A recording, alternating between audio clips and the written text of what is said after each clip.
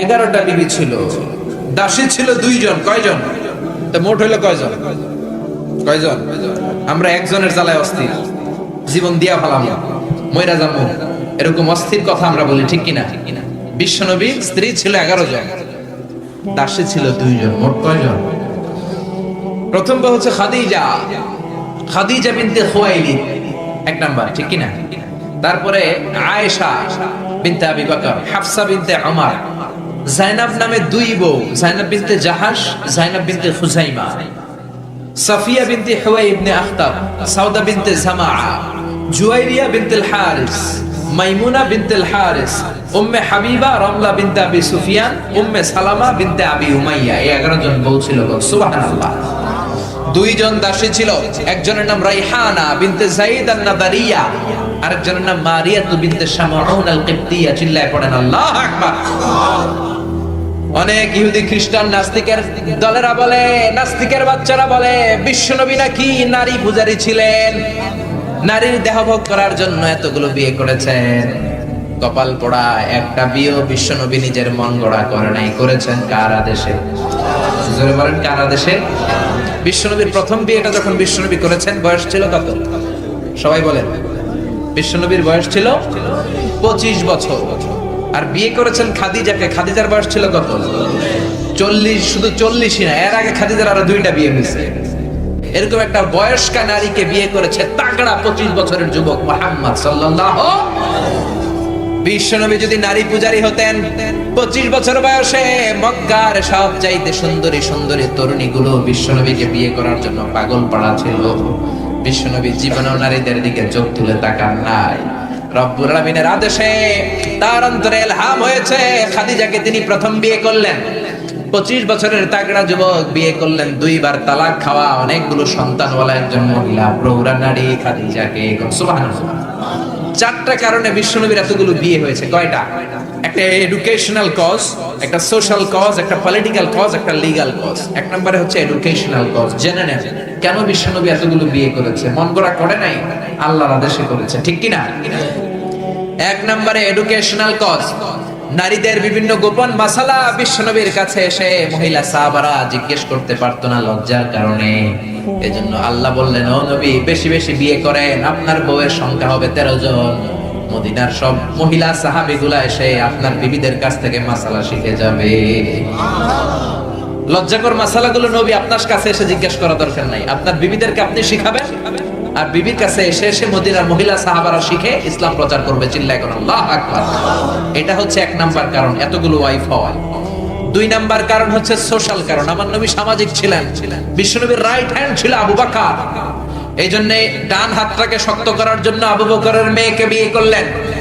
বিশ্বনবীর বাম হাত ছিল সাইয়েদনা ওমর, বাম হাতটাকে আরেকটু মজবুত করার জন্য ওমরের মেয়ে হাফসাকে বিয়ে করলেন। ইসলামের 4 জন খলিফার 2 জন বিশ্বনবীর শ্বশুর, বাকি 2 জন বিশ্বনবীর জামাই। সুবহানাল্লাহ। আবু বকর কিন্তু বিশ্বনবীর শ্বশুর, ওমর ফারুক কিন্তু বিশ্বনবীর, আর উসমান আর আলী ছিলেন বিশ্বনবীর জামাই। সুবহানাল্লাহ পড়েন। 2টা কারণ, একটা এডুকেশনাল, একটা গেল সোশ্যাল। 3 নম্বরে হচ্ছে পলিটিক্যাল কজ, রাজনৈতিক কারণে। বিশ্বনবী ইহুদিদের দুর্গ খায়বারে আক্রমণ করেছেন। আল্লাহু আকবার। খারিবাত খায়বার, খায়বার ভেঙে চুরে মেসাকার করে দিয়ে ইহুদিদের সাথে যুদ্ধে বিশ্বনবী বিজয় লাভ করে ফেললেন। ইহুদিদের সর্দার হুয়াই ইবনে আখতাব হ্যান্ডকাফ করে বিশ্বনবীর সামনে এসে দাঁড়িয়েছে।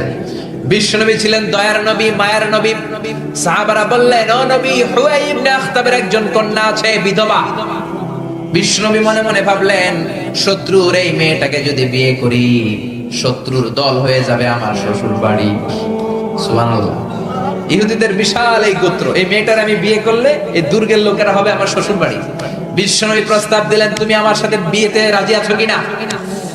সাফিয়া নামক ওই মহিলা রাজি হয়ে গেলেন। বিশ্বনবী বিয়ে করলেন। ইহুদিরা কয়, হায় হায়, এতদিন মুহাম্মাদের সাথে মারামারি করতাম, এখন মুহাম্মদ ইসলাম করবে, আই কি হয়েছে?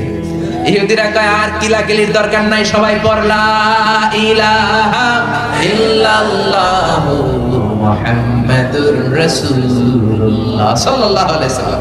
এই পলিটিক্যাল কারণে আরো একটা বিয়ে বাড়ছে। এই সাফিয়াকে বিয়ে করেছে পলিটিক্যাল কারণে। এরপর বনি মুস্তালিকের যে সরদার, তার মেয়েকে বিশ্বনবী বিয়ে করেছেন পলিটিক্যাল কারণে। চারটা কারণের তিনটা বললাম, আরেকটা হচ্ছে লিগ্যাল কজ, আইন শিখানোর জন্য, ইসলামিক কোডিং এন্ড রুলিং শিখানোর জন্য, হুকুম আহকাম শিখানোর জন্য। আপনার যে পালক পুত্র, এটা কিন্তু আপনার আসল পুত্র নয়, আপনি কিন্তু পালক পুত্রের আসল বাবা নন। যে তাকে জন্ম দিয়েছে ওই জনক লোকটাই হচ্ছে তার আসল বাবা, ঠিক কিনা? বিশ্বনবী একজন পালক পুত্র পাললেন, নাম যায়েদ ইবনে হারেসা। মক্কার লোকেরা বলতে আরম্ভ করলো যায়েদ ইবনে মুহাম্মদ, মানে মুহাম্মাদের ছেলে যায়েদ। আসলে কি যায়েদ মুহাম্মাদের ছেলে? হারেসার ছেলে।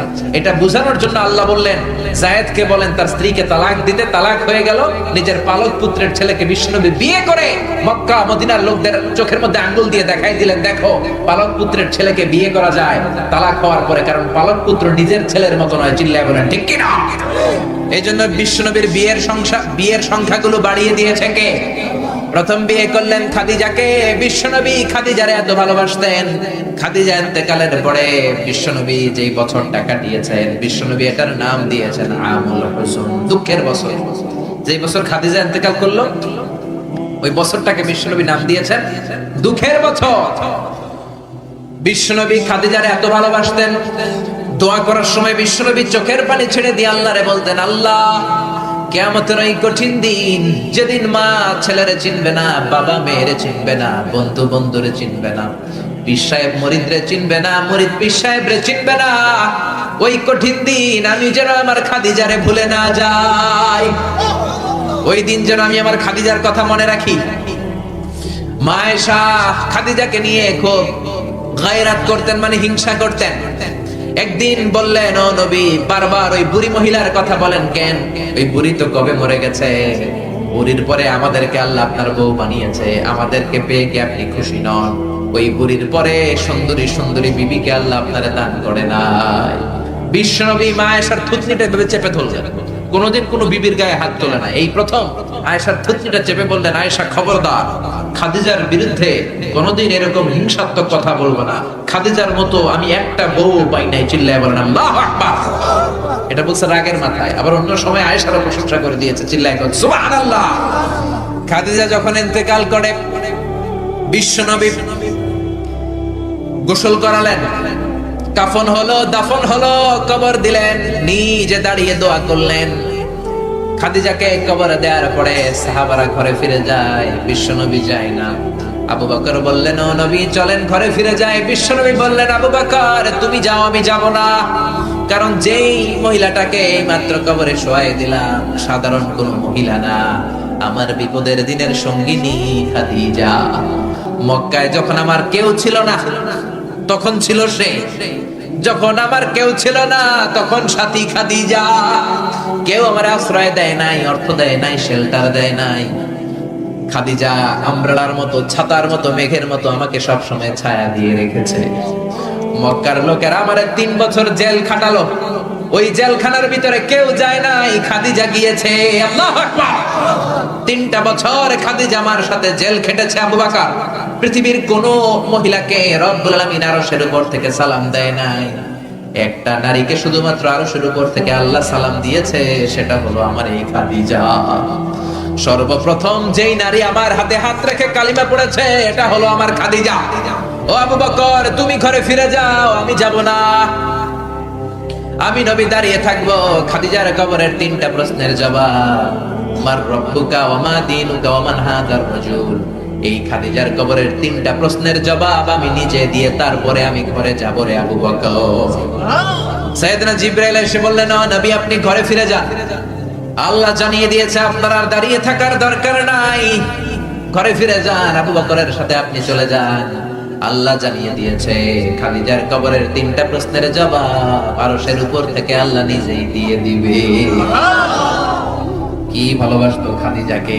খাদিজার পরে বিশ্বনবী যাকে ভালোবাসতো সে হচ্ছে আয়েশা, সবচেয়ে বেশি ভালোবাসতো। বিশ্বনবী বলে, উরিতু কি সালাসালা ইয়া আয়েশা, আয়েশা বিয়ের আগে আমি রাতে তোমার 3বার স্বপ্নে দেখেছি। বুখারীর বর্ণনা। কয়বার? এই 3বার স্বপ্নে দেখার পর তোমার চেহারাটা জান্নাতের একটা রেশমি কাপড়ে এনে জিব্রাইল বলল, বিশ্বনবী দেখুন তুমি এটারে কেমন লাগে? আমি বললাম ভালো লাগে। জিব্রাইল তার কয়েকদিন পরে বললেন, ও নবী আকাশ থেকে ডাইরেক্ট প্রপোজ, সরাসরি প্রস্তাব, বিয়ে করবেন নাকি? কার মেয়ে? জিব্রাইল কয় আবু বকরের মেয়ে। বিশ্বনবী বললেন, ও জিব্রাইল, তুমি যদি ঘটক হও, আল্লাহ যদি হয় বিয়ের কাজী, আমি মুহাম্মদ রাজি। বিয়ে হয়ে গেল, সুখ আর সুখ। বিশ্বনবীর একমাত্র কুমারী বউ মা আয়েশা যখন বিশ্বনবীর সাথে এক ল্যাপের নিচে শুয়ে থাকতো, তখনও কোরআনের আয়াত নাজিল করতো কে? বিশ্বনবী যখন অন্যান্য স্ত্রীদের সাথে এক ল্যাপের নিচে শোয়া, তখন কিন্তু কোরআনের আয়াত নাজিল হতো না। শুধুমাত্র কেবলমাত্র মা আয়েশার সাথে যখন শোয়া, তখন কোরআনের আয়াত নাজিল করতো কে?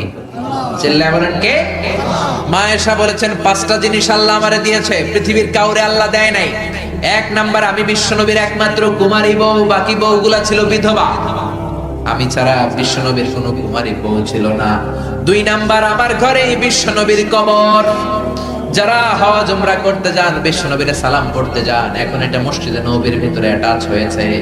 যেই জায়গায় বিশ্বনবী আজ আবু বকর আর ওমরকে ডান দিকে রেখে শুয়ে আছেন, এটাই ছিল মা আয়েশার ঘর। সুবহানাল্লাহ। আমার ঘরে বিশ্বনবীর কবর। 3 নাম্বার, আমার কোলেই মাথা রেখে বিশ্বনবী শেষ নিঃশ্বাস ত্যাগ করেছে। 4 নাম্বার, আমার কারণে তোমরা তায়াম্মুমের বিধান পেয়েছো।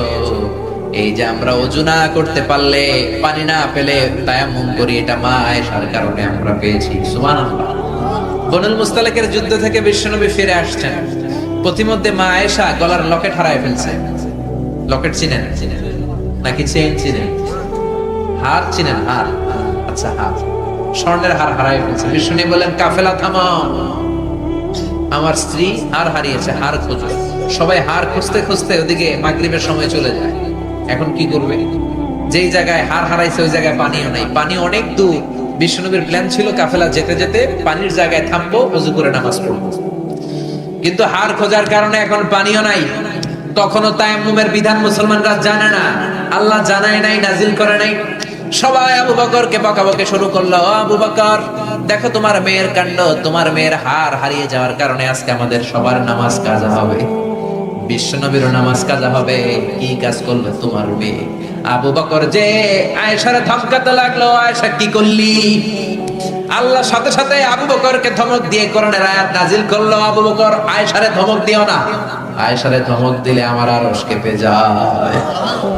فإن لم تجدوا ماء فتيمموا صعيدا طيبا। আয়েশার সম্মানে আল্লাহ আয়াত নাযিল করলেন, فإن لم تجدوا ماء, এখন থেকে সফরে কোথাও যদি ওযুর জন্য তোমরা পানি না পাও, মাটি দিয়ে তায়াম্মুম করে নামাজ পড়বা, কবুল করে নিবে কে? এজন্য মা আয়েশা বলতেন, এমন গুণগুলো আল্লাহ আমাকে দিয়েছে, বিশ্বনবীর কোন বিবিকে আল্লাহ এই গুণগুলো দেয় নাই। এত ভালোবাসতো বিশ্বনবী আয়েশাকে, 1 বালতি থেকে পানি নিয়ে দুইজনে গোসল করতো। 1 বালতির মধ্যে পানি নিয়ে 1 মগ দিয়ে বিশ্বনবী মাথায় পানি ঢালে, আর 1 মগ দিয়ে মা আয়েশা ঢালে। গ্লাসের যেই জায়গায় ঠোঁট লাগিয়ে মা আয়েশা পানি খেত, ওই জায়গাটা খুঁজে খুঁজে বিশ্বনবী ওনার ঠোঁট লাগিয়ে পানি খেতেন। সুবহানাল্লাহ। আস্তে করে, কত রোমান্টিক ছিল আমার মা আয়েশা। ওটের হাড্ডি পছন্দ করত, ওটের হাড্ডি চুষে চুষে যে হাড্ডিটা মা আয়েশা রেখে দিত, ওই চোষা হাড্ডিটা নিয়ে বিশ্বনবী আবার চুষতে শুরু করে দিতে। রাতের বেলা দুষ্টামি করতেন মা আয়েশার সাথে। মা আয়েশাকে ছোট্ট বয়সে বিয়ে করেছেন, 9 বছর বয়স। মা আয়েশা তখনও পুতুল খেলা ছাড়তে পারে নাই। বিশ্বনবী নিজে পুতুল কিনে দিতেন, বলতেন আয়েশা খেলো। আয়েশার বান্ধবীরা যখন ঘরে আসতো, বুখারীর বর্ণনা, বিশ্বনবী আয়েশার বান্ধবীদের জন্য ঘরটা ছেড়ে দিতে চলে যেতেন বাইরে। আয়েশা তার বান্ধবীদেরকে নিয়ে খেলাধুলা শেষ করলে আবার বিশ্বনবী ঢুকতো। চিল্লায় এখন সুবহানাল্লাহ। মা আয়েশা তীর খেলা দেখতে পছন্দ করতো। বিশ্বনবী, বুখারীর বর্ণনা, মা আয়েশাকে কাঁধে তুলে এক পর্দার এক পাশ দিয়ে ফাঁক করে বলো, আয়েশা যতক্ষণ মনে চায় তীরের খেলা দেখো। দীর্ঘক্ষণ দেখার পরে মা আয়েশার কাঁধে উঠতে পারে না। বিশ্বনবী বললেন, ও আয়েশা, মন ভরে তীর খেলা দেখা হয়েছে নাকি? আয়েশা বললেন, দেখা হয়েছে। তখন বিশ্বনবী কাঁধ থেকে তার ওয়াইফকে নামিয়েছেন। সুবহানাল্লাহ। রাতের বেলা ছোট্ট একটা ঘর। বিশ্বনবী তাহাজ্জুদের নামাজে দাঁড়ালে বিশ্বনবীর সেজদার জায়গায় মা পা ছড়িয়ে শুয়ে থাকতো। বিশ্বনবী লম্বা সময় কেরাত করে, রুকু করে, সেজদা দেওয়ার জায়গা নাই, কারণ সেজদার জায়গায় মা আয়েশার পা বিছানো আছড়া নাই। বিশ্বনবী মা আয়েশার পায়ের মধ্যে চিমটে দিত। মা আয়েশা পা দুইটা গুটিয়ে নিলে বিশ্বনবী সেজদা দিত। আবার সেজদা দিয়ে উঠে গেলে মা আয়েশা পা বিছিয়ে শুয়ে পড়তো। সুবহানাল্লাহ পড়বেন না? কি সুন্দর ছিল ওনাদের সংসার।